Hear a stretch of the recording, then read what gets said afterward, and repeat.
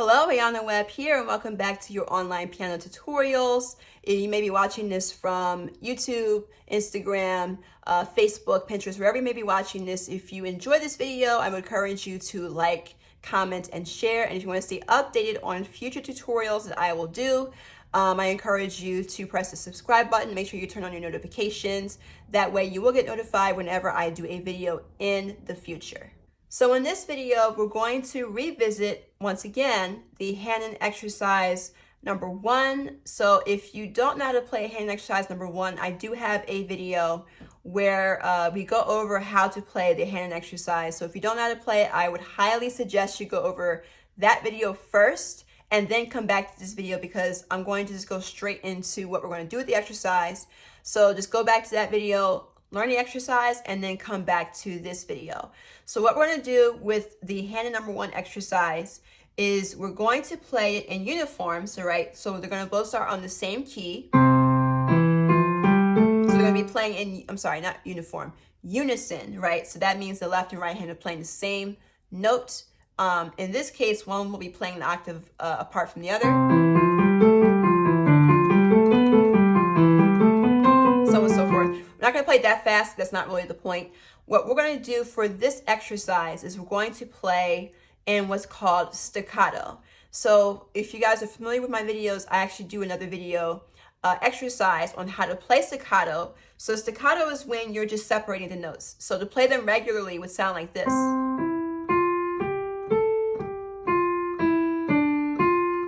Right? To play staccato is to play them almost like dots. Bump, bump, bump, bump. So you hear the gap between the notes?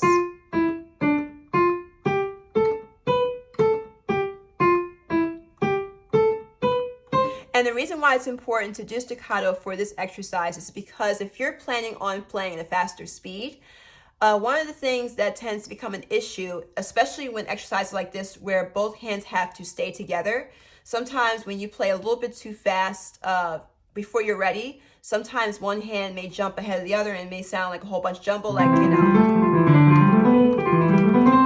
you can't really hear the uniform.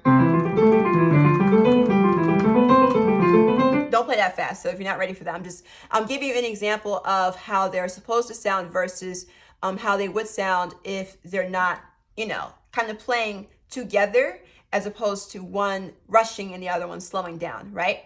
So one of the ways that you can combat that, especially if you're planning on speeding up your playing, is to play staccato with both hands, right? So when you play staccato, you're forcing your hands to separate the notes, and you're kind of forcing them to kind of play in a more accurate form, right? So then when you go back to playing them normally, you'll feel a difference in terms of your hands being able to play together a lot easier, right? So what we're going to do is we're going to take the same exercise, Hanon exercise number 1. We're going to play both notes staccato.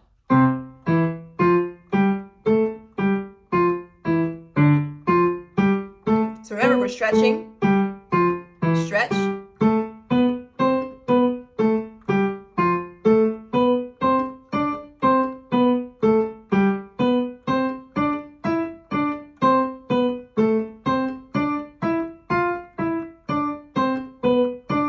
Go back down.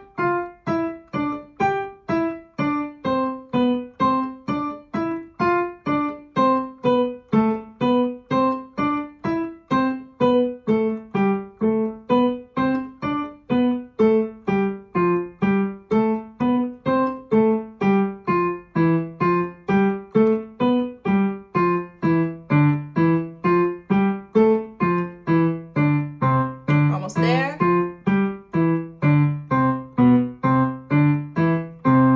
And the other thing that playing staccato as an exercise helps with is your sense of timing, right? So it also kind of keeps you from rushing, just overall, or speeding up and slowing down. It kind of helps you with bump, bump, bump, bump, bump. So you'll notice that when you play them, after you've done that exercise staccato a few times, then when you play them normally,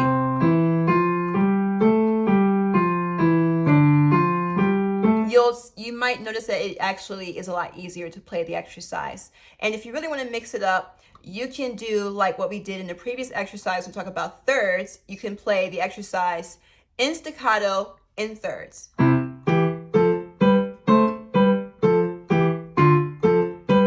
So there's so many ways that you can play one exercise. I can go into a deep rabbit hole about other things that you can do with the exercise, but playing a staccato will be able to help you with coordination, keeping your hands together. It will also help you with improving your speed, and it'll also help you improve your rhythm and timing in the long run.